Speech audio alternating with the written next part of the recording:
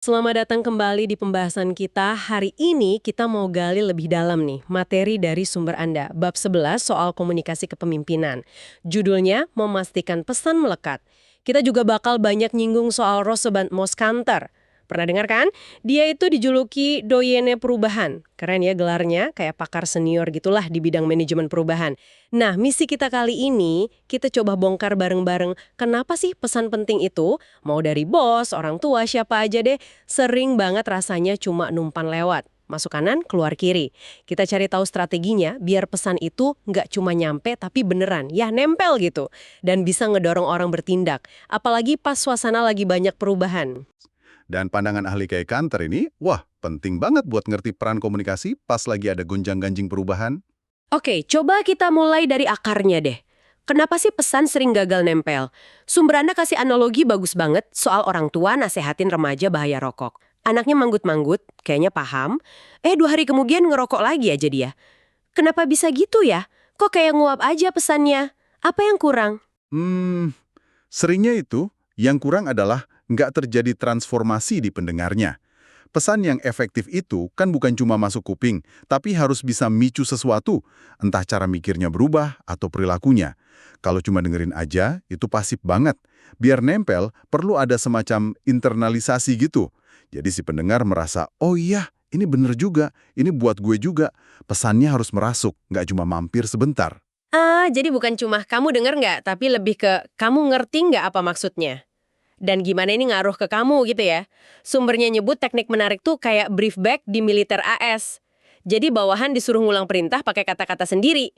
Atau cara dokter nanya detail ke pasien buat mastiin paham instruksi. Apa ini ya intinya?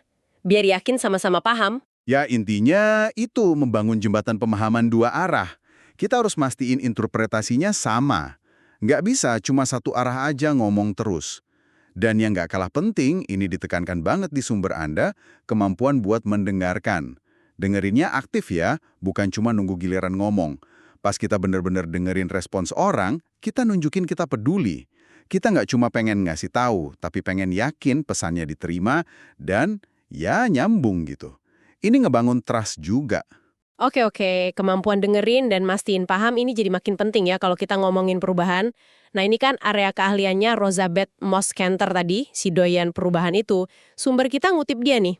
Perubahan butuh komunikasi yang lebih banyak dibanding aktivitas rutin. Kenapa gitu? Kenapa pas perubahan harus lebih sering ngobrol? Kanter itu ngelihat komunikasi kayak lem perekat gitu, di tengah gejolak perubahan. Coba bayangin aja kalau nggak ada info yang ngalir lancar. Dari atas ke bawah buat ngasih arah, terus dari bawah ke atas buat ngasih tahu kondisi lapangan gimana. Antar tim juga perlu saling share pengalaman kan. Kalau komunikasinya macet, ya usaha perubahannya bisa kacau balau. Komunikasi itu ngejaga semua orang tetap nyambung, ngerti kenapanya perubahan ini, dan jalan ke arah yang sama. Meskipun jalannya mungkin nggak lurus. Menarik nih, Kanter juga nekenin banget sisi manusianya ya dalam perubahan. Di bukunya The Change Masters, dia bilang penting buat nyiptain lingkungan yang justru ngebebasin potensi orang. Biar pada bisa inovasi, inisiatif, jadi bukan model komando lagi.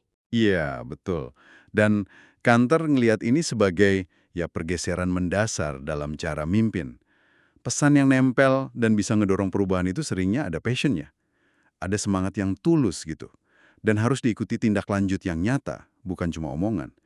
Menurut Kanter, manajer modern itu kualitasnya bukan lagi soal pangkat, tapi soal kemampuan mimpin, pakai ide, pakai suara, ngelihat orang sebagai mitra, bukan bawahan, punya rasa penasaran, imajinasi buat ngebayangin masa depan.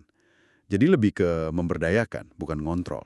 Wah, ini keren banget sih. Bahkan Kanter ini disebut juga di sumbernya nggak ragu pakai cara yang nggak biasa banget, kayak pakai musik rap buat nyampein pesen soal perubahan ke anak muda. Gila ya, ini kan nunjukin fleksibilitas sama kreativitas tingkat tinggi banget. Cuma biar pesannya nyampe dan nempel. Nggak kebayang loh Profesor Harvard pakai rap. Haha, iya itu contoh ekstrim ya. Tapi itu justru nunjukin poin pentingnya. Kadang, sekedar nyampein aja tuh nggak cukup. Benar-benar nggak cukup. Biar pesannya hidup, tahan lama, dan bisa ngedorong orang gerak, itu butuh diulang-ulang terus, butuh relevan buat si pendengar secara pribadi. Dan kadang, ya itu tadi, butuh keberanian pakai cara yang nggak biasa, yang benar-benar bisa nyentuh audiensnya. Jadi kalau dirangkum nih ya, Intinya jelas, biar pesan Anda, apalagi di tengah perubahan, beneran nempel kuat, itu ngirim pesannya di awal cuma pemanasan. Perlu banget dengerin sungguh-sungguh, cek pemahaman bareng-bareng, mungkin pakai cara kayak brief back tadi, tunjukin juga passion di balik pesan itu. Terus perkuat lagi, dan lagi secara konsisten. Dan yang paling penting, ini kata Kanter, ciptakan kondisi biar orang merasa diberdayakan buat ikut kontribusi dan adaptasi. Oke.